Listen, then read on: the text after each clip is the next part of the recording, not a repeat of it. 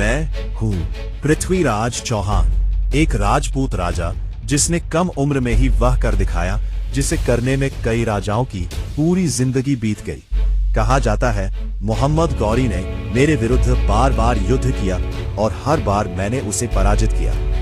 लोकप्रिय वीर गाथाओं में संख्या 16 या 17 बार तक बताई जाती है। कहा जाता है हर बार गौरी ने जीवन की भीख मांगी और मैंने राजपूत क्षत्रिय मर्यादा निभाते हुए उसे छोड़ दिया।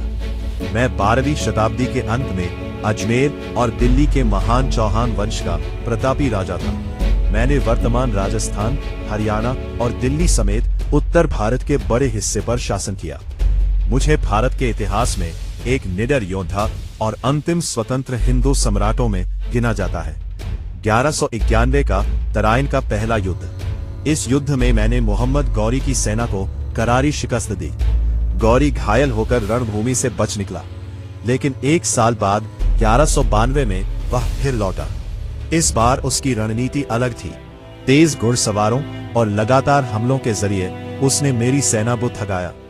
फिर आया तराइन का दूसरा युद्ध। मैंने अपने राजपूत योद्धाओं के साथ अंत तक संघर्ष किया। बाद की कथाओं में कहा गया है कि गौरी ने मेरे शिविर पर अचानक उस समय हमला कराया जब मैं विश्राम कर रहा था। इस बार गौरी विजयी हुआ। मैं बंदी बना लिया गया। लोकप्रिय वीर गाथाओं में कहा जाता है कि गौरी ने पृथ्वीराज की आंखें फोड़वा दी, लेकिन आंखों की रोशनी छिन जाने के बाद भी एक राजपूत योद्धा की निशानेबाजी खत्म नहीं हुई। चंद बरदाई के संकेत पर पृथ्वीराज ने शब्दभेदी बाढ़ चलाया और वही बाढ़ गौरी के अंत का कारण बना। हालांकि इतिहासकार इस घटना को प्रमाणित ऐतिहासिक तथ्य नहीं मानते, लेकिन मेरी वीरता की सबसे प्रसिद्ध गाथा आज भी लोगों की जुबान पर है। मैं हूं महाराज पृथ्वीराज चौहान।